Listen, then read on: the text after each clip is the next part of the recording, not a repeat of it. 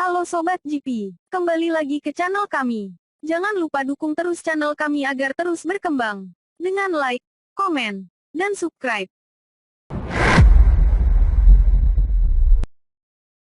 Untuk pertama kalinya sejak tahun 2017, Marc Marquez bisa dikalahkan oleh rekan setimnya di Repsol Honda dalam pertarungan langsung. Dulu apapun kondisinya, Marquez selalu di depan rekan setimnya. Juara dunia MotoGP 6 kali, Marc Marquez mengakui bahwa hasil Race Qatar adalah masalah keterampilan bukan karena kondisi fisik, setelah finish kelima di sirkuit internasional Losail. Marc tertinggal sekitar 4 detik dari pemenang balapan Enea Bastianini dan 2 tempat di belakang rekan setimnya di Repsol Honda Pol Espargaro. Apa yang dikatakan Marc setelah 5 tahun kemudian baru bisa dikalahkan rekan setimnya itu. Setelah 5 tahun Marquez baru bisa dikalahkan rekan setimnya. Meskipun mampu melaju dengan cepat dan percaya diri dalam 2 tes pramusim MotoGP di sirkuit Mandalika di Indonesia, tanda tanya terakhir yang tersisa yang diakui pembalap Spanyol itu adalah seputar bagaimana bahunya akan bereaksi terhadap benturan, dan kondisi fisiknya selama full race balapan penuh. Namun, pada akhirnya bukan bahunya yang memainkan peran dalam penampilannya yang relatif tenang, melainkan masalah lain yaitu Honda RC213V yang sangat berbeda yang belum dia adaptasi total. Honda menciptakan motor yang lebih netral. Sebagian dirancang untuk menyesuaikan dengan semua pembalap Honda Espargaro. Proyek MotoGP Honda di masa depan akan menciptakan mesin yang lebih ramah pembalap dan eksperimen itu berhasil. Tapi sepertinya akan mengorbankan Marquez dan dia sekarang berusaha keras untuk menyesuaikan seluruh gaya balapnya dengan motor konsep baru.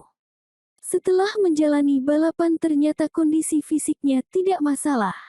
Tentu saja saya merasa lelah, tetapi seperti orang lain. Saya tidak merasakan sakit, dan ini sangat penting. Hanya saja hari ini ada 4 pembalap yang lebih cepat dari kami. Motor berbeda. Kami menemukan hal yang berbeda dengan motor ini, dan memang benar sejak kami memulai tes pertama saya telah meningkat, terutama di Mandalika.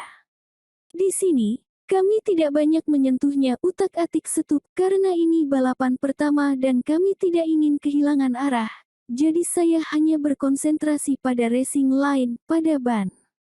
Di Mandalika kami akan melanjutkan proses itu, mengadaptasi motor dengan gaya balap saya.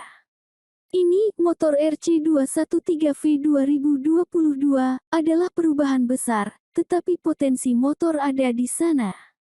Cara mengendarai motor berbeda tetapi potensinya ada. Juga benar bahwa kami berada di sirkuit yang sangat istimewa di Qatar, jadi sekarang di Mandalika, di Argentina, di Austin kami akan mengerti di mana kami berada. Kita tunggu saja karena ini masih seri pertama.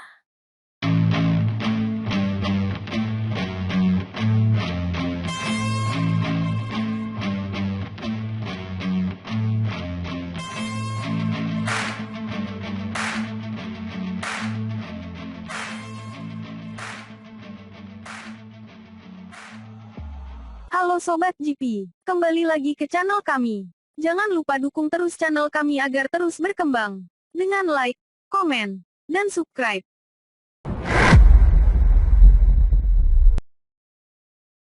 Pada balapan perdana musim 2022 di Qatar, tak butuh waktu lama bagi rider Red Bull KTM itu untuk membobol 3 besar. Meski start dari posisi ke-7 di grid, tapi di tikungan 1 Brad Binder berhasil menempatkan dirinya di posisi ketiga. Pada akhirnya, pembalap asal Afrika Selatan itu meraih podium dengan finish kedua. Brad Binder memuji timnya. Awalnya dia tidak puas pada tes pramusim di Sepang, saya tidak meninggalkan Sepang dengan puas. Dan sampai tes di Mandalika Indonesia, mereka mampu menyelesaikan semuanya. Saya tidak bisa cukup berterima kasih kepada KTM untuk itu, karena Qatar adalah trek yang sulit bagi kami dan luar biasa saya bisa naik podium di trek ini. Usai balapan dia berkata, Saya tidak tahu apakah saya memiliki reaksi terbaik, tetapi hal itu terjawab setelah saya memasukkan persneling 1, saya langsung membuat kemajuan. Kemudian Brett juga memuji para insinyur KTM atas kerja keras mereka selama pramusim. Dan dia menekankan, potensi motornya jauh lebih besar. Pembalap berusia 26 tahun itu dengan senang hati mengatakan bahwa itu adalah keuntungan langsung di barisan depan.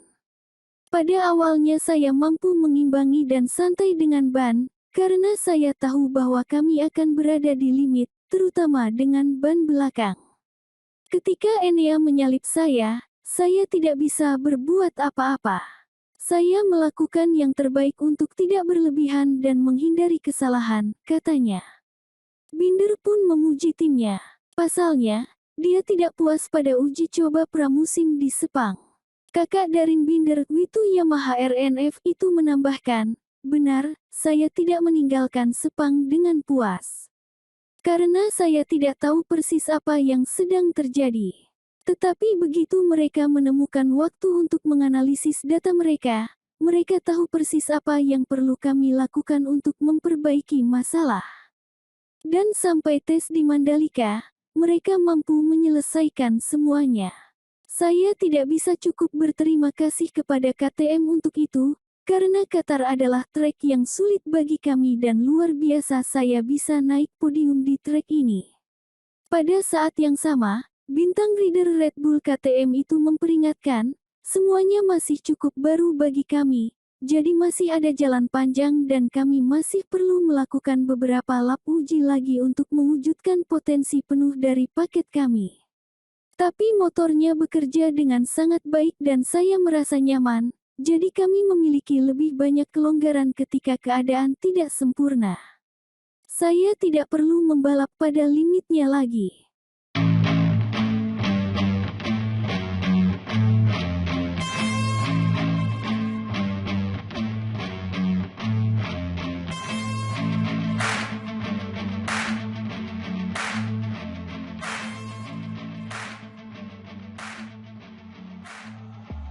Halo Sobat GP, kembali lagi ke channel kami.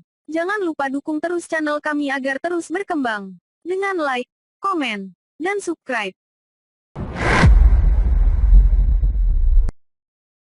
Paul Espargaro secara tidak langsung menantang Marquez dengan mengatakan, saya ingin menjadi juara, seperti Mir, mengacu pada konsistensi Joan Mir meskipun hanya menang seri 1 kali. Namun bisa dinobatkan sebagai juara dunia 2020.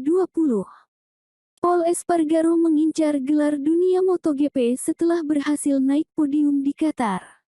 Jelas merupakan tantangan untuk Marc Marquez di garasi Repsol Honda yang juga punya tujuan sama memperebutkan gelar dunia MotoGP 2022. Paul Espargaro tantang Marquez, saya ingin menjadi juara dunia seperti Mir. Honda meninggalkan Qatar sebagai pemenang meski secara moral, di akhir pekan pertama MotoGP Paul Espargaro dan Marc Marquez masing-masing finish di posisi ketiga dan kelima. Tapi di atas semua itu, Honda RC213V menegaskan, di trek yang secara historis tidak menguntungkan, semua aspek positif terlihat dalam tes musim dingin, lebih banyak power di trek lurus dan, di atas segalanya, lebih banyak stabilitas di bagian belakang motor. Prototipe yang sangat berubah, sedemikian rupa sehingga, menurut Marquez seperti mengendarai motor merek lain.